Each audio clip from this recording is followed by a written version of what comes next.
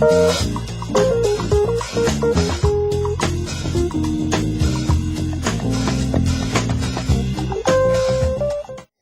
ritrovati a Cattoliche dintorni.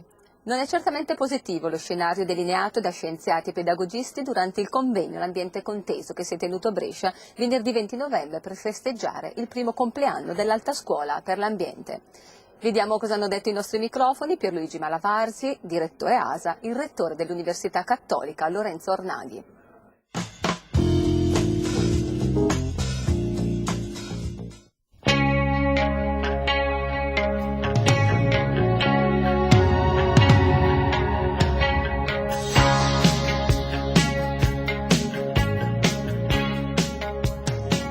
Direttore Malavasi, l'Alta Scuola per l'Ambiente ormai attiva da un anno, ci può spiegare un po' le ricerche che sta seguendo?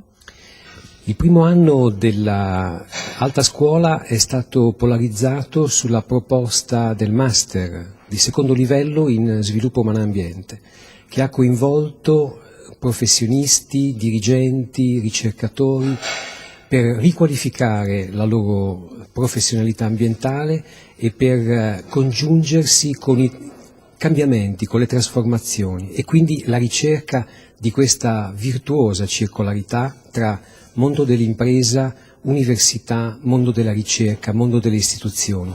Su questo l'Alta Scuola nel suo primo anno ha offerto già alcune significative prove di sviluppo del capitale umano.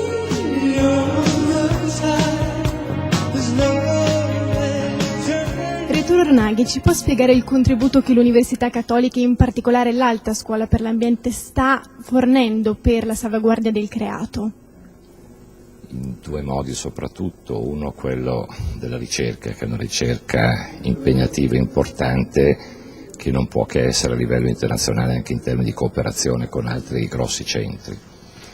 Svolge poi una funzione molto specifica che è quella per la salvaguardia dell'ambiente, anche secondo le indicazioni recentissime del Santo Padre, educativa o se vogliamo pedagogica, cioè davvero occorre una educazione a bene usare l'ambiente. Credo su questo l'Alta Scuola Bresciana possa davvero fare molto.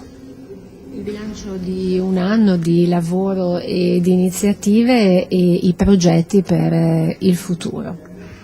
L'anno è stato buono, nel senso che si sono avviati bene alcuni progetti rilevanti di ricerca scientifica, buono per la frequenza in master e la qualità degli studenti. Credo che occorrerà proseguire lungo questa strada con l'applicazione forse di quello che ho cercato di indicare per l'intero Ateneo, e quindi abbiamo bisogno di uno slancio creativo, che significa poi concretamente ognuno di noi si rimbocca il più possibile le maniche e in silenzio lavora tanto.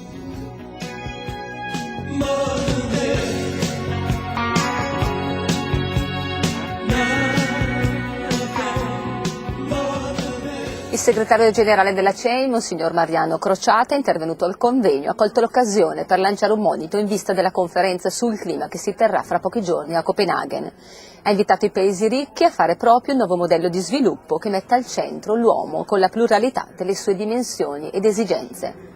Ecco, Monsignor Crociata, però a volte lo sviluppo umano va a scapito della salvaguardia del pianeta. Perché questo? Questo dipende evidentemente dall'uso che nella libertà l'uomo fa di sé e delle risorse delle realtà che ritrova attorno a sé.